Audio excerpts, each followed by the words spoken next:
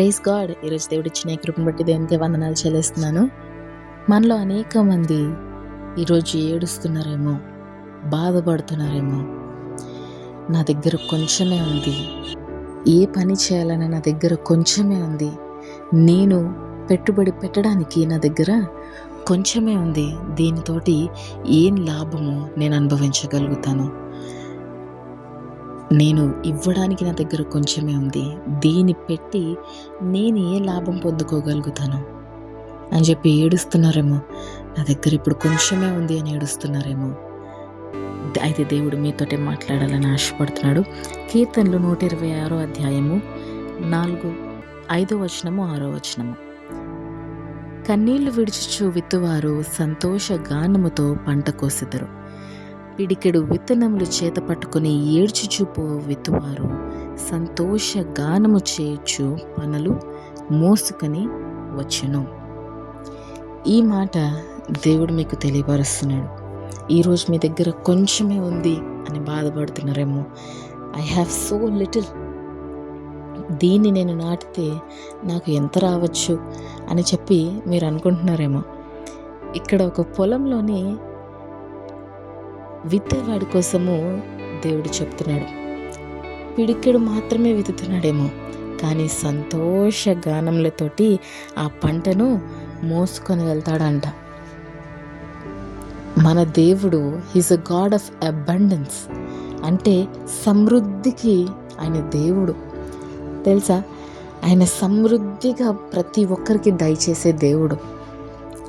ఈరోజు కొంచెమే ఉంది, నా దగ్గర ఏమీ లేదు, ఈ పిడికెడు మాత్రమే ఉంది, దీనినే నేను విత్తాలా, ఇది విత్తితే నాకేమొస్తుందని భయముతోటి, కానీ ఆందోళనతోని మీరు ఉన్నట్లయితే దేవుడు అంటున్నాడు, మీరు ఆ కొంచెమే విత్తుతున్నారేమో, కన్నీళ్లతో విత్తుతున్నారేమో, కానీ గొప్ప పంట మీరు కోస్తారు అని చెప్పి దేవుడు సెలవిస్తున్నాడు. అయితే ఇది మన జీవితానికి ఎలాగ మనం అప్లై చేసుకోవచ్చు? అనేక సార్లు నాకు చాలా తక్కువ జ్ఞానం ఉంది, ఈ జ్ఞానంతో నేను ఎగ్జామ్ రాస్తే నాకు మంచి మార్కులు వస్తాయా? లేకపోతే నాకు చాలా కొంచెం జ్ఞానమే ఉంది, నాకు మంచి ఉద్యోగం వస్తుందా? నా దగ్గర ఉన్నది ఇంత మాత్రమే, దీనికి నన్ను ఎవరన్నా ఉద్యోగంలో పెట్టుకుంటారా అని చెప్పి మీరు బాధపడుతున్నారేమో, మీరు భయపడుతున్నారేమో.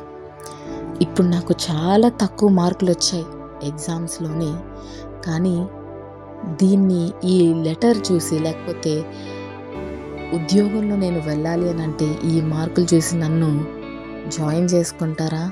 నన్ను హేళన చేస్తారేమో, నన్ను గేలి చేస్తారేమో.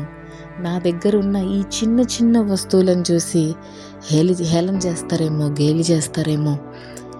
నన్ను చూసి వీడేంటి ఇలాగున్నారు, ఈమెంటి ఇలాగుంది అని అంటారేమో అని మీరు భయపడుతున్నారేమో, బాధపడుతున్నారేమో. లేకపోతే మనుషులు హేళన చేస్తున్నప్పుడు మీరు ఏడుస్తున్నారేమో.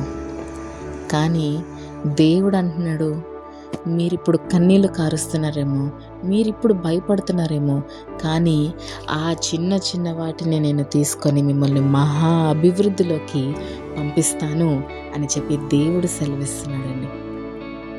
మరికొన్నిసార్లు అన్నీ ఉన్నాయి నా దగ్గర, నేను ఈ పెట్టుబడి పెట్టగలను, కానీ ఇది వర్ధిల్లుతుందా?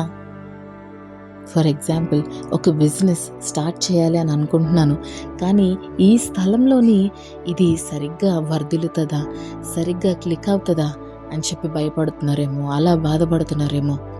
అయితే దేవుడు అంటున్నాడు, మీరు దాంతో మీరు వెళ్తున్నారు కదా, మీ దగ్గర ఉన్న దాంతో మీరు వెళ్తున్నారు కదా, నేను మిమ్మల్ని సంతోష గానముతోటి నింపుతాను అని అంటున్నాడండి.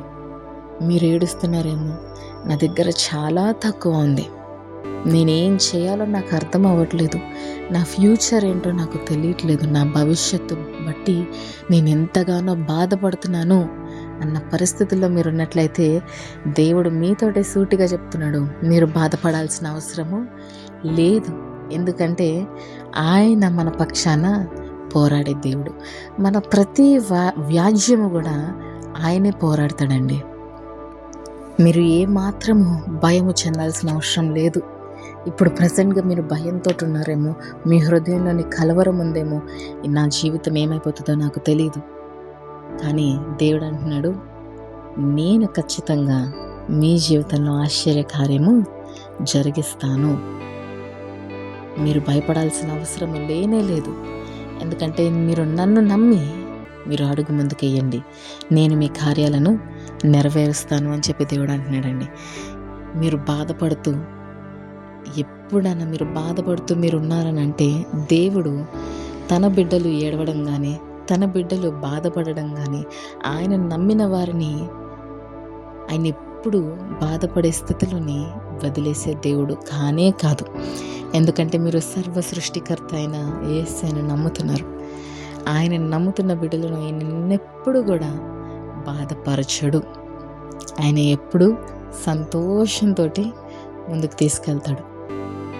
అవును, మన జీవితాల్లోని ఎన్నో కష్టాలు నష్టాలు ఉండొచ్చు, కానీ వాటన్నిటి మధ్యలో కూడా ఆయన సంతోషాన్ని అనుగ్రహించే దేవుడు. ఎన్నిసార్లు అండి మనం చూడలేదు మన జీవితాల్లోని ఎన్నో కష్టాలు ఎన్నో నష్టాలు మనల్ని అలుముకొని ఉన్నప్పుడు కూడా దేవుడు ఆ ప్రశాంతతను మన హృదయంలో పెట్టాడు. అనుభవించారా లేదా? క్రైస్తవులుగా ఇది కంపల్సరీ మనం అనుభవించి ఉండాలి ఈ పాటికి. ఎందుకంటే దేవుడు ఆయన సమాధానానికి అధిపతి, శాంతికి అధిపతి అని చెప్పే వాక్యం సెలవిస్తుంది. ఆయన మాత్రమే సమాధానం ఇవ్వగలడు. ఎక్కడికన్నా వెళ్ళి మనం సమాధానం కొనుక్కోగలుగుతామా? ప్రశాంతత కొనుక్కోగలుగుతామా? మనశ్శాంతి కొనుక్కోగలుగుతామా? ఎక్కడ మనకి దొరకదు. యేసయ్య దగ్గర మాత్రమే మనశ్శాంతి దొరుకుతుంది. ఈరోజు నిజంగా మనం ఎంతో ధన్యులము.